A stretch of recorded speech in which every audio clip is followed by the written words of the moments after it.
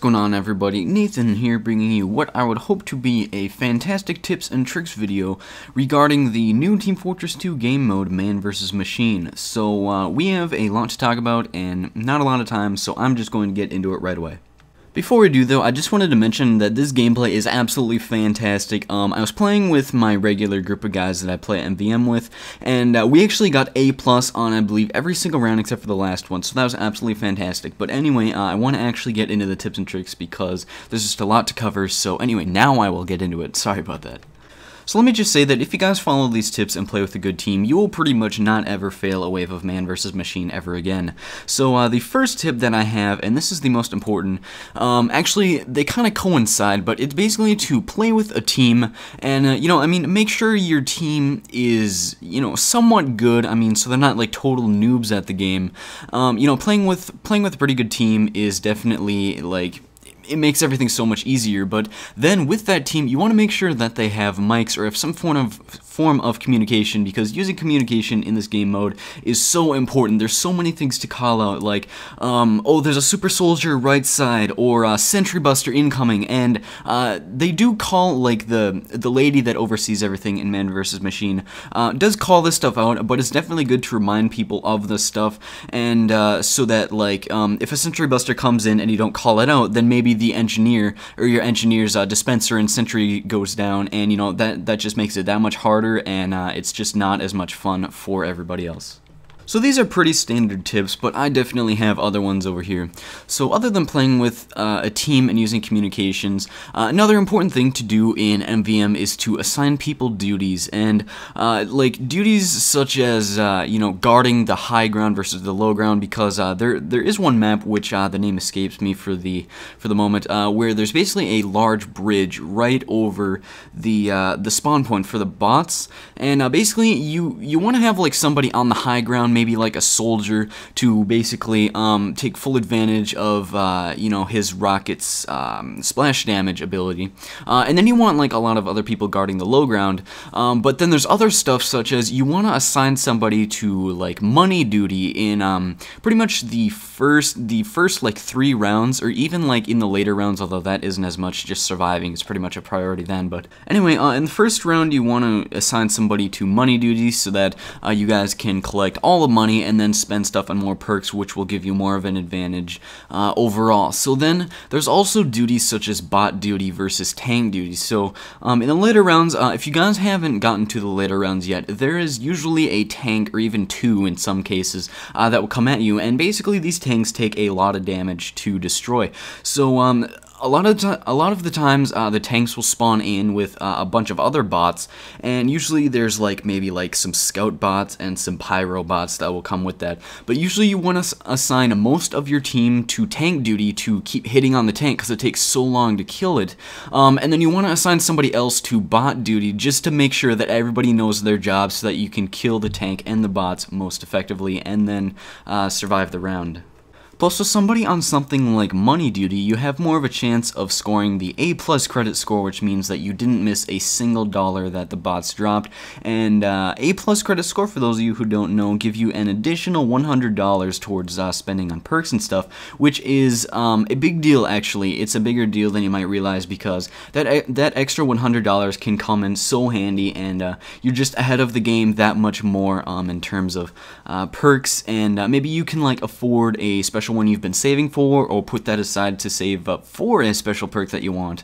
But that extra $100 is a big deal. As important and useful as tips like assigning people duties are, this is still small fry compared to some of the bigger stuff. So let's actually get into some of the bigger stuff. So let's talk about what your teammates should be having for a class, and then the loadouts you should have equipped when trying to survive to Wave 6 or Wave 7 and beating Man vs. Machine.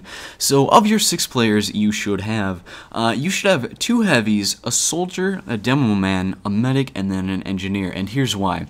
The 2 heavies and the soldier make up the main opposition, okay? And then the demo also makes up the main opposition, but the perk to having the demo is that he can set sticky traps, and this is especially useful for when there are super bot rounds where they're like super soldiers or super demos or even super heavies, which are a bitch to kill, by the way.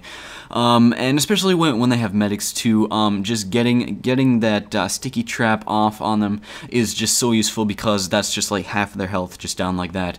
But then you want a medic because even though like an engineer might have a dispenser or something set up, overheal is very important because that's just, I mean, it's just more health that the bots have to kill for you to be killed, and that kind of didn't make sense. But anyway, so you also want an engineer, and this is pretty simple. I mean, engineer is good at area control, and that's exactly what you're doing in this game mode is area control. So yeah, I mean, plus it's also useful for dispensers. Dispensers are absolutely important for engineer, and I would argue that they're about the same value as a sentry because, you know, giving your teammates ammo is very important. So anyway, I had to swallow some random saliva there, but anyway, let's talk about loadouts for these classes. So your two heavies should have either the minigun or maybe the Huelong Heatmaker equipped. And in terms of like the minigun, the Brass Beast is okay, and that's pretty much the three you would only want to choose from because the minigun's good because it's the best minigun overall. I mean, that's pretty widely known. And then the Huelong Heatmaker, its fire ability is pretty good. But the thing about that is that it chews up a lot of ammo, and ammo is like an important aspect in this game mode. So it would depend on if your engineer is very good or not, whether you'd use the Huelong Heatmaker to get that ammo, or whether there's ammo packs scattered, you know, a lot and over the map and stuff. But anyway, I would choose between the minigun and the Heatmaker. So for the soldier, if we move on here, definitely the soldier should be using the black box, and I will explain really quickly why this weapon is probably the most overpowered weapon for this game mode. So with the black box, for soldier perks, if you guys haven't played soldier yet, you can buy reload speed, fire speed, and like all of these power-ups that basically, there's even a perk to increase the capacity of your rocket launcher. And basically what the black box does is that it heals you as you you know, hit one person. It heals you 15 health, and usually when you're a soldier, you're attacking large groups of enemies in this game mode, which means that you're just going to be gaining health like a mofo. So you're definitely gonna want to use the black box, and you know, I mean, once you upgrade like the 3 rocket disability for it, or not really disability, hindrance for it, is not really that big of a deal because even, I mean, there are power-ups to fix that. You can increase your ammo capacity and then your like clip capacity so that your black box can actually hold 9 rockets, and usually when you have 9 rockets versus like 10 rockets with the default rocket launcher, it doesn't make a difference. But that 15 health is so important, and that means that that's maybe one less person that the medic has to worry about that's on your team. But definitely use the black box because it's just absolutely fantastic, and maybe you can tell in this gameplay that I'm just owning bots with it, so definitely use that. So for the demo, you the only really requirement for the demo is you just want to have stickies to set those sticky traps, and preferably I would say the nade launcher, although I mean, you can try out the lock and load, but it really depends on how good of a shot you are with the demo man. But moving on here to the medic, with the medic you're going to want to equip the Kritzkrieg because it is widely known in TF2 that if you're on defense, you're going to want, you know, the best way to kill the offense because that's what your job is. So the medic is going to want to equip the Kritzkrieg because obviously it does the best job of killing people, and I mean, you're also going to want it to take out tanks and super soldiers. I cannot explain to you guys how many times I've played medic in a match, and it's just like so important, those crits, to just take down a super soldier right away, which maybe means that you save 2 of your teammates, and then, you know, I mean, you can just then kill everything more effectively. One other thing you might want to keep in mind too if you're playing medic in Man vs. Machine is the Crossbow Combo. So basically, if you equip the Crusader's Crossbow and the Amputator, you get the +1 health per second, you know, combo. It's a set bonus.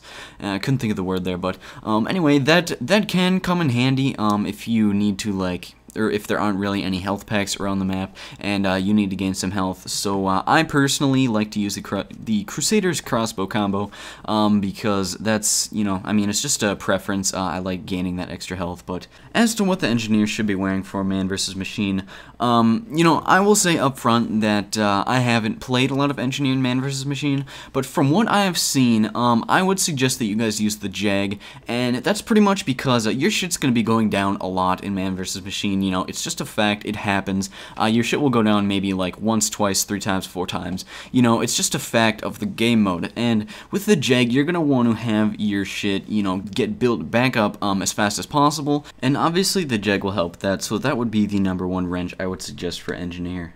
So those are the loadouts you guys should be equipping, assuming you have the classes I suggested, you know, 2 heavies, a soldier, demo, a medic, and then an engineer, which, once again, I would just highly suggest you play with those classes because I've had a lot of experience with the team I play with, and we've kind of just found that that's the best way to, you know, defend against the Manco bots. So before this video ends, and I will definitely make a part 2 to this, I'll probably include a link to it in an annotation or the description or something of some form, because, you know, there's just more stuff to talk about. I just wanted to talk about each class's duties real quick, and as I mentioned before, the heavies and the soldiers, you know, duty is to be the main opposition, the demo as well, although he just sets traps and stuff. But in terms of, like, the engineer and the medic, you know, I mean, obviously your duty should be pretty simple, you know, like, keep a sentry up, keep a dispenser up, but in terms of, like, your priority, I would definitely argue that you want to keep a dispenser up and near your teammates, and I would definitely, you know, the dispenser's there more for them than for you, to be quite honest, because, you know, as long as they have ammo, then they don't really need to get ammo packs, and that's where you can get your metal. But, I mean, your sentry's also important, but, honestly, they do go down a lot, and ammo is, you know, more important for teammates since, you know, they're going to be doing most of the damage and not really your sentry. But, you know, I mean, even though a sentry is good for area control, your teammates are just so much more important. So for your priorities as medic, your #1 priority is to stay alive, and then obviously to heal people. Now, if you have like 10 health left, if you're hurt really bad, you want to take cover and get a med pack because you're just so much more valuable alive than dead, and you definitely want to just stay alive so you can heal your teammates. But, you know, I mean, just make sure to, you know, keep healthy, you know, don't be near that heavy that's right in the middle of all the bots and he's getting his shit kicked in. You know, I mean, take a more distanced approach, you know, I mean, collect some money if you're not doing anything, and, yeah, you'll be fine. But, in terms of, like, if a tank comes, you're on, like, what, like wave 5 or 6, usually tanks come by then, you'll definitely want to use your Uber on it right away. This is just kind of a mini tip as well. Use your Uber on it right away, and then keep healing people so you can get, like, a second Uber in to kill it even faster. So definitely don't, like, wait to use your Uber or something, just use that right away, and then you want to keep dishing them out as fast as possible. So that will wrap up the end of the video, guys. I will definitely make a part 2 to this tips and tricks video, because I just ran out of time and there's so much to talk about, like I said before. But anyway, if you enjoyed the video, please leave a like, I really appreciate it. And if you like TF2, feel free to subscribe, because I do bring lots of that to my channel. And yeah, I will see you guys later. Peace out.